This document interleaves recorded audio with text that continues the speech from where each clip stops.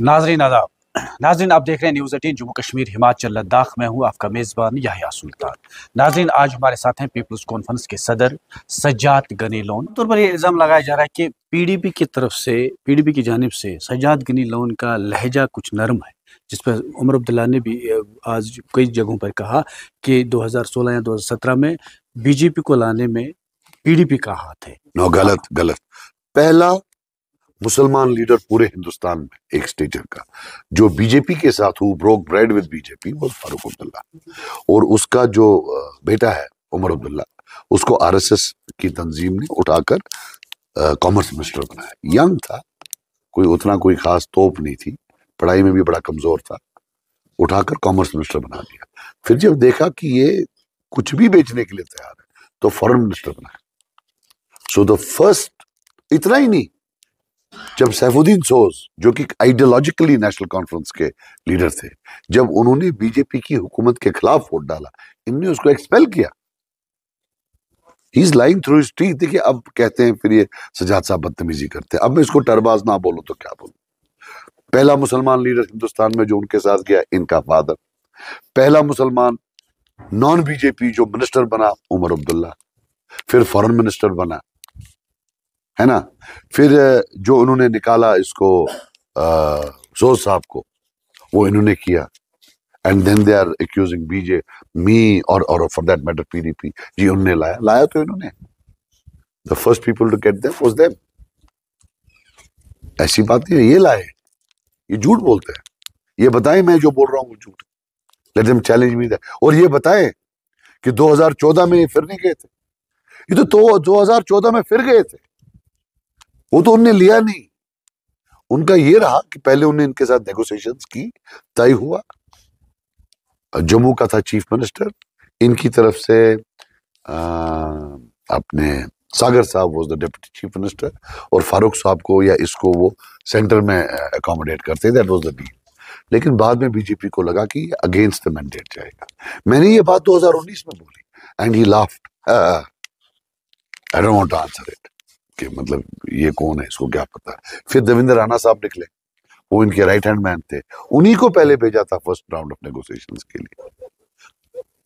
सो ये तो तब भी जा रहे थे। तो आपका और अगर कल असेंबली हुआ, the first party to offer support to them will be NC, I promise you.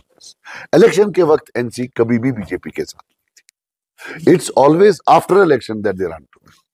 और मैं आपको मजे की बात बताऊं, जब 90s में ये थे बीजेपी के साथ, इनको कोई जरूरत नहीं थी। ऐसा नहीं था कि इनके एमएलए यहाँ कम थे, ये अपनी मर्जी से गए कि साहब हमको अपने साथ मिला लो। They actually went. ऐसा नहीं, इनको यहाँ तब 96 का इलेक्शन भी तो ट्रॉफी ही थी ना जो इनको दी। कोई इलेक्शन तो हुआ नहीं था, वो तो सिलेक्शन था। उसमें इनको 60+ सीट्स दी हुई थी कि वोट तो तब तो बाइकआउट हुआ था, वोट खुद डाले थे।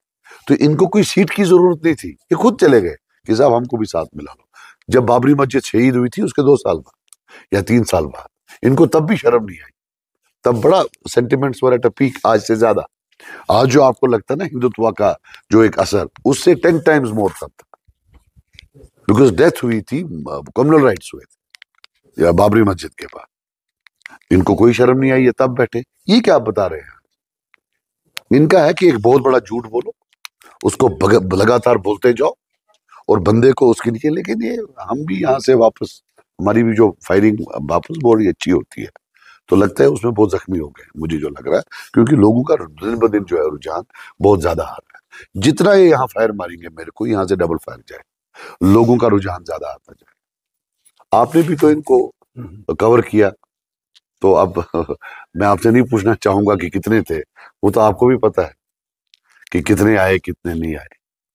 मगर एक चीज से मैं खुश हूं कि ये खानदान जो पिछले 70 साल से आके अपने हेलीकॉप्टर में उतरकर कुपवारा के लोगों को तकरीर करता था, फिर उठ के लोकल एमएलए के घर वो खूबसूरत टी सेट में चाय पीता था और वापस जाता था।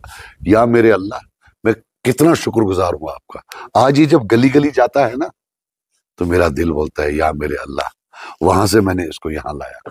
आपने मुझे इतनी ताकत दी कि वहां से अभी मोहल्ला मोहल्ला जा रहा है, 10-10, 15-15 आदमियों को, छोटे बच्चे पीछे भागते हैं, जैसे लालपुरा में भागे, आपने पता नहीं दिखाया टीवी पर, नहीं तो फिर शाटपुरा में आगे, वहां भी भागे।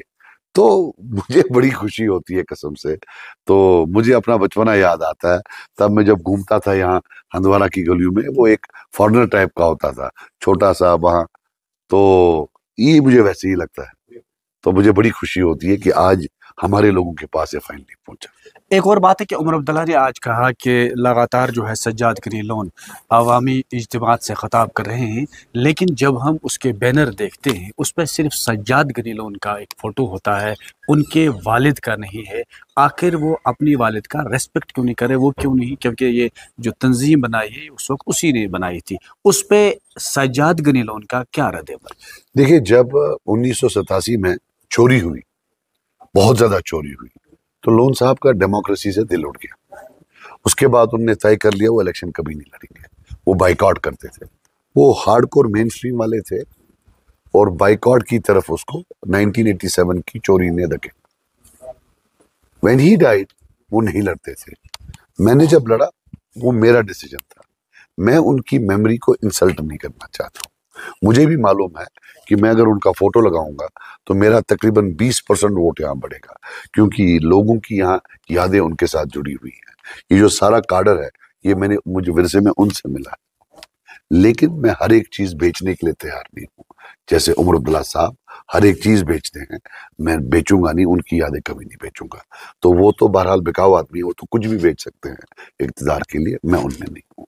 It is out of respect, I don't do it. साथ ही आज उमर अब्दुल्ला ने एक और अवामी जलसे से खिताब करते हुए आप पे सीधा निशाना साधा।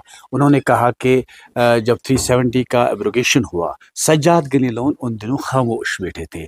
आज सज्जाद गनी लोगों के पास जाते हैं, नहीं मैं आपका काम करूंगा, आप वोट मेरे हक में डालें। क्या कहेंगे? आप सच बोलेंगे या झूठ? सच। पिछले जब से हमें जेल से छूटा, जब बंद किया था आर्टिकल 370, आपने कितनी बार मेरा इंटरव्यू किया होगा? सच बताइए। बहुत बार। अब आपको पता है, आप यहाँ के मुकीम है, टूरिस्ट को कहाँ पता मैं कब आया, इसलिए तो उसको टूरिस्ट बोलता हूँ। ये तो आप मुकीम है यहाँ के, तो आपको मालूम है, आपने मेरा इंटरव्यू इतनी बार किया है। जो एक टूरिस्ट है, यहाँ रहता नहीं है, अक्सर बाहर होता है, उसको कहाँ मालूम कि मैं मेरे, तो क्या लोग, आपको लगता है लोगों की जो ये IQ है वो कम है? Is he insulting the IQ of the people? जो इतने हजारों लोग आ रहे हैं हर दिन ज्वाइनिंग करने के लिए, जलसों में आ रहे हैं, मैं फिर नदामत से कहूंगा, क्योंकि उनको पता है कि पहले भी हमारे लिए था, छोटे से छोटा काम हो कि साहब डॉक्टर के पास हमें टाइम दिलवा दीजिए, से लेकर रात के 12 बजे जनाब पटवारी जो है वो बाई नहीं दे रहा है, से लेकर कोई बड़ा काम, सड़क बनानी है, मेडिकल कॉलेज लाना है, उनको मालूम है 1 विंडो क्लियरेंस है, हमारा बाई है वहां, वो 24 घंटा हमारे लिए। तो क्यों नहीं आएंगे? तो क्या उमर साहब के लिए आएंगे? टूरिस्ट के लिए आएंगे क्या? जो कप भी वहीं से लाता है, खाना भी उधर से ही लाता है, वो जो चमचा होता है ना जिससे चीनी को, वो भी उधर से ही आता है। ऐसा प्रिंस तो बरतानिया में भी नहीं है। उमर अब्दुल्ला कह रहे हैं कि लगातार जो है, जिस तरह सज्जाद गनी लोन के बारे में लगातार वो निशाना साधते हैं, और अब की बार लगातार वो जब भी अवामी जलसे करते हैं तो वो कह रहे हैं कि ये बीजेपी के साथ मिला हुआ है, तो बीजेपी का इनका साथ है। उस पर आप क्या कहेंगे? क्योंकि लगातार वही निशाना। लगातार आप भी मेरे से पूछे जा रहे हैं, मैंने तो 100 बार दे दिया। यार देखो, मेरी बात सुनो, मैं एक कश्मीरी लीडर हूं, बीजेपी की यहां कोई साख्त नहीं है, वो क्या मुझे मदद करेंगे? मुझे आप ये बताओ। या पर्दे के पुष्ट कुछ ऐसा है कि शायद मरकजी हुकूमतें जिनके साथ अक्सर उमर अब्दुल्ला ने काम किया है, उनके पास कोई अगर जादू होता हो, बखुदा मुझे नहीं मालूम है, वो जादू का उमर अब्दुल्ला को मालूम होगा, क्योंकि चोरियां वोरियां की है। मेरे वक्त ऐसा कुछ नहीं है, मैं दिन रात काम करता रहता हूं और उनके साथ मेरा कोई लेना देना नहीं है। हाँ, मैं आपको इसका ये करता हूं, लेकिन अब आप ये मेरे से प्रॉमिस करते हैं कि आप ये उमर अब्दुल्ला साहब से पूछेंगे, क्योंकि आप सारा अटैक मुझ पर ही करते हैं। जब उमर अब्दुल्ला साहब बोलते हैं प्रॉक्सी है, आप उनको समझ नहीं पा रहे। वो जो लाडला बेटा है एजेंसीज का, दिल्ली का, चाहे बीजेपी हो चाहे कांग्रेस है, वो कह रहा है कि जो इकोसिस्टम था वो इस तरीके से ओरिएंटेड था कि सजाद लोन जैसे आउटसाइडर्स जब लड़ने के लिए आते थे तो इकोसिस्टम उसके खिलाफ खुद काम करता था। ये समझ नहीं आती थी उसके वर्कर को, लोकल एसपी बुला के लाता था, बातें ज्यादा मत कर वरना पीएसए में अंदर कर देंगे, और कर भी देता था, डरा देते थे, चोरियां करते थे। वो कहता है ये क्या हो रहा है, हमें लड़ना क्यों पड़ रहा है, आप क्यों नहीं वो पुराना सिस्टम वापस लाते हो। ये है what Omar Abdullah says, nothing else.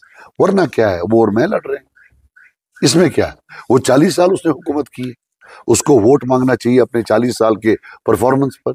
Y is he attacking me, मेरे अटैक करने से वो कहाँ अच्छा होता है। मैंने 2.5 साल में एनिमल हस्बेंड्री मिनिस्टर था, कोई बड़ी तोप तो नहीं था। वो तो दादा भी चीफ मिनिस्टर, पहले प्राइम मिनिस्टर, फिर चीफ मिनिस्टर, बाप चीफ मिनिस्टर, खुद चीफ मिनिस्टर, एमपी कितनी दे रहा है। मैं 2.5 साल में मैंने इतने पाप कर लिए कि सब मेरी वजह से खराब है। Let him defend his governance, वो अपनी गवर्नेंस को डिफेंड करे। Why is he talking about me, मेरा क्या लेना देना है। सजाद साहब, आपने एक सॉन्ग जो रिलीज किया तो इलेक्शन कमीशन की तरफ से एक नोटिस जारी होती है, वो क्या है? नहीं, हमने नहीं बनाया है वो सॉन्ग, ना हमने रिलीज किया है, हमारे एक वर्कर ने किया है, हमारे एक फैन ने किया है। बट उसका जो म्यूजिकल डिपिक्शन है ऑफ पेन एंड सफरिंग, उसने कुछ झूठ नहीं बोला है, जो यहाँ हुआ है वही लिखा है। तो लाजिम बात है, कुछ लोग हमारे पीठ पीछे एनोनिमसली, बगैर अपना नाम दिए हुए, इस पर जो है ना एतराज उठवा रहे हैं। तो हमें पता है जो 1987 के चोर हैं वो ये करवा रहे हैं, और हमने इलेक्शन कमीशन को लिखा क्या ये किसी और का है, हमने इसमें ट्वीट किया है, ये हमारा नहीं है। We don't vouch for what is, हमें अच्छा लगा तो ट्वीट किया। तो ये थे सजाद गनी लोन, जिन्होंने साफ कर दिया कि जो ही वो इलेक्शन जीत कर पार्लियामेंट में जाएंगे तो वो कश्मीरी आवाम की जो है आवाज़ बनकर जाएंगे, और जो कश्मीर के मामलात हैं वो पार्लियामेंट में उजागर करेंगे। नेटवर्क 18 के लिए याहिया सुल्तान। तिकोर साहब, हाँ।